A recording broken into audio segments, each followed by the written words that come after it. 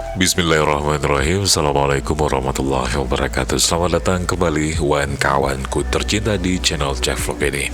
Kali ini kita akan coba untuk angkat sebuah video begitu lesunya Kang Deddy Mulyadi saat datang ke Aceh bersama Komisi 4 DPR RI. Yuk kita simak videonya.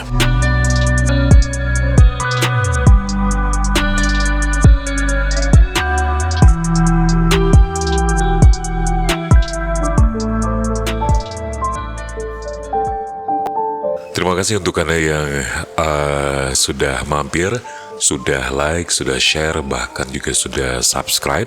Sekali lagi untuk yang sudah subscribe, Mimin doakan Anda selalu dalam keadaan yang paling baik, dipanjangkan umurnya, sehat selalu, diberikan rezeki yang banyak, berlimpah, dan juga berkah.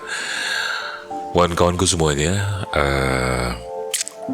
kita akan coba untuk angkat sebuah video saat Kang Deddy Mulyadi, anggota DPR RI Komisi 4, Ketua Komisi 4, yang beberapa waktu yang lalu bertandang ke Aceh.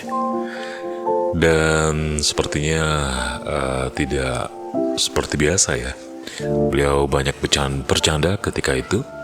Ketika datang, kalau Mimin gak salah waktu itu Mimin sempat ikut kegiatan beliau saat meresmikan kantor TNGL Loser yang dipindahkan dari Medan ke Aceh, ke Banda Aceh. Dan ini sangat luar biasa sekali. Ini atas pengorbanan dan juga kerja dengan tim-tim beliau, Pak Khalid gitu ya, Pak Salim. Dan ya itulah sebuah kerja yang sangat bagus Mimin rasa. Semua tahu ya kasus Kang Deddy Mulyadi ini, dan kayaknya nggak baik deh gibah untuk masalah itu. Tapi yang pasti inilah Mimin ingin sedikit ya menyemangati Kang Deddy Mulyadi untuk tetap semangat ya menghadapi kasus ini. Dan kita yakin Kang Deddy bisa melalui ini semua dengan dengan besar hati dan juga tetap semangat gitu ya. Iya, sangat lesu banget gitu ya Mas Kang Deddy, yang Kang Deddy Mulyadi ketika datang ke Aceh. Entahlah, kita semua berdoa mudah-mudahan saja beliau bisa melalui cobaan ini dengan baik, karena beliau dan juga tim-tim beliau sangat berjasa sekali untuk Aceh, yang sudah memindahkan kantor TNGL Loser juga. Lalu ada ya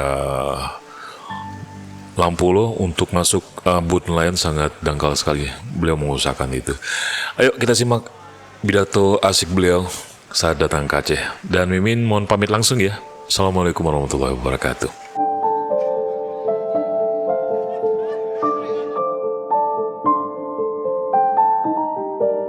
Baik, bismillahirrahmanirrahim. Assalamualaikum warahmatullahi wabarakatuh. Sampurasun, Om Swastiastu, Namo Buddhaya, salam kebajikan. Pak Gubernur yang non protokoler, karena protokoler itu memperbanyak biaya sebenarnya, dan kemudian membuat tenggang percepatan pembangunan, mengatasi kemiskinan, infrastruktur menjadi terhalang oleh protokoler. Jadi saya yakin Pak Gubernur bisa dalam waktu 2 tahun ke depan itu merubah wajah Aceh menjadi yang diharapkan oleh kita semua. Para bupati, saya nggak menyebut PJ, karena PJ sama bupati kan sama aja gajinya, tunjangannya nggak ada bedanya. Yang satu ditunjuk, yang satu dipilih. Bapak merupakan orang-orang yang paling beruntung di dunia, karena jadi bupati, jadi wali kota, tidak usah bersusah payah seperti saya dulu. Alhamdulillah, termasuk beruntung. Berarti Pak Salim ini minta doa harus sama Pak Gubernur. Karena Pak Salim kalau pengen jadi bupati harus bersusah payah, harus nabung amplop coklat dikumpulin buat nanti. Pak Gubernur langsung tanda tangan jadi. Dan saya kesini sebenarnya ngantar Pak Salim saja untuk jadi gubernur bupati masa mendatang. Kasih.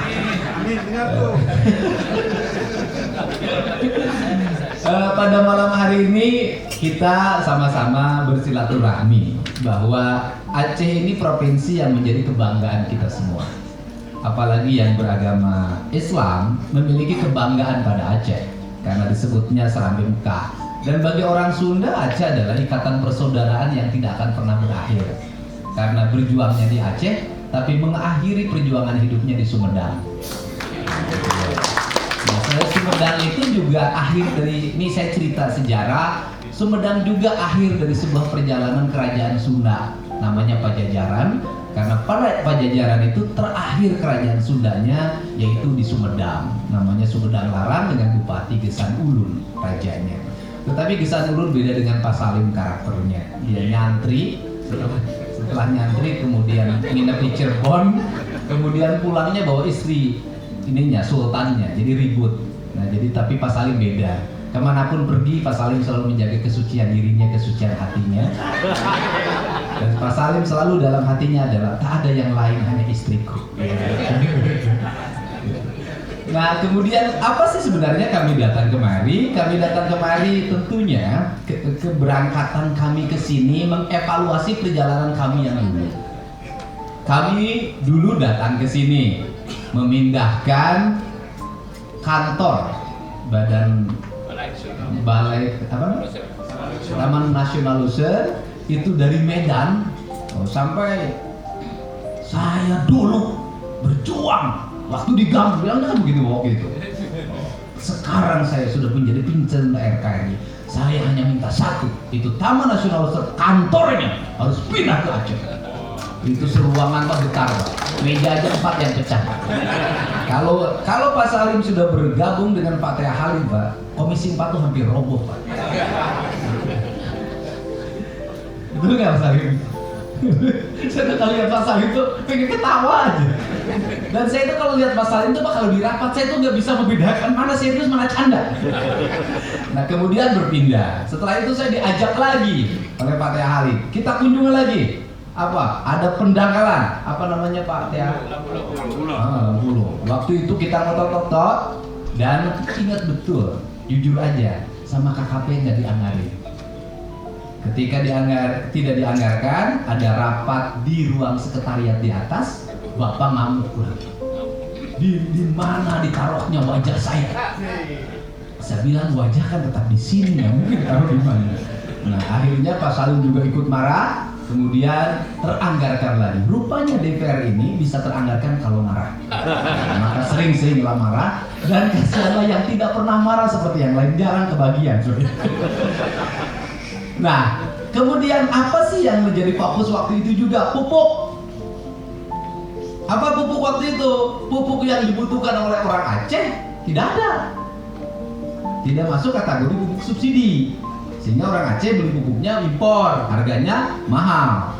Ini yang jadi problem kita. Nah, hari ini apa sih concern kita, Pak Gubernur? Ini problem di mana-mana. Daerah konservasi, masa bupatinya, wali kotanya, gubernurnya tidak bangga. Beda dengan daerah penambangan.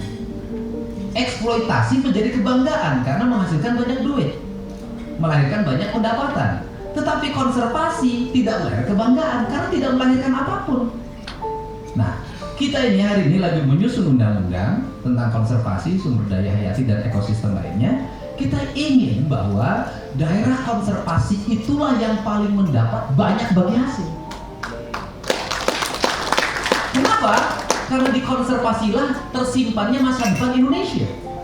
Saya bilang uang tambang itu habis. Tapi harimau yang terjaga sekian ribu tahun ke depan itu kekayaan yang terbesar. Pohon ditebang itu habis dan uangnya akan hilang, tidak akan jadi apapun. Kemudian tanahnya akan kerontang, kemiskinan akan tumbuh, bencana alam akan tumbuh. Tetapi daerah yang konservasinya dijaga, maka tanah air Indonesianya tetap ada. Tanahnya ada, airnya ada. Maka ini yang akan menjadi concern kita, sehingga nanti itu desa-desa yang menjadi daerah konservasi akan memiliki kebanggaan. Daerah kami pengen jadi konservasi karena daerah kami yang paling dilindungi.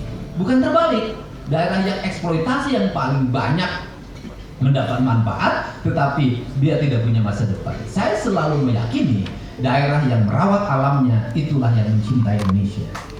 Daerah yang merusak alamnya itulah yang merusak Indonesia. Pak Lubi ini kan pernah di sini Bang, sama lah dengan orang Aceh. Siliwangi itu Aceh juga sama, lambangnya harimau. Nah, saya katakan harimau itu disebutnya raja hutan. Jadi raja itu kalau hutannya ada. Kalau hutannya lebat, maka harimau berwibawa. Kalau hutan ada harimaunya, maka hutan pun menjadi rimba raya yang berdaulat. Saya bilang ada hukumnya, ada 4. Ketika hutan ini dibabat, maka harimau turun ke kampung. Kemudian nanti diburu oleh warga, diambillah kulitnya. Kemudian dibuat jadi isim untuk pilkada. Dimasukin ke sabuk itu untuk menarik suara itu. Itu hukum yang pertama. Yang kedua, di air keras. Ada tapi tidak bernyawa. Yang ketiga, itu disimpan di kebun binatang. Hidup tapi tak bermakna. Karena masa raja harus disuapin? Kan raja harus mencari sendiri. Akhirnya banyak harimau yang di kebun binatang mati karena kelaparan. Bagaimana seorang raja kelaparan? Karena rajanya disuapin. Karena tugas raja itu nyari makan untuk rakyatnya, bukan dikasih makan. Ini itu tugas raja. Boleh tepuk tangan sekali lagi, Pak. Kalau Bapak tepuk tangan, honor right. Ini yang keempat yang paling parah ini. Yang paling parah yang keempat itu adalah harimau itu menjadi peliharaan binatang sirkus. Dia suruh loncat ya loncat, suruh tengkurap ya tengkurap, suruh tiduran ya tiduran. Dan yang paling parah itu adalah pawang sirkusnya itu hanya pakai BH dan celana dalam. Itu kan ada pawang sirkus loh, kerjanya gitu. Jangan sampai nasib Salim menjadi harimau sirkus. Salim harus tetap menjadi harimau si raja rimba raya. Sama tahu kebanggaan kita. Ke depan Pak Salim harus gebrak lagi meja agar anggarannya ditingkatkan, agar masyarakat di sekitarnya disejahterakan, rumahnya dibangunkan, sekolahnya bangunkan, infrastruktur bangunkan dengan syarat tidak boleh merusak hutan, dan Pak Salim harus galak pada mereka orang-orang kota yang meranjak rimba raya. Gitu. Terima kasih. Nah, semoga Pak Salim tetap menjadi harimau, jangan jadi kucing. Semoga menjadi harimau.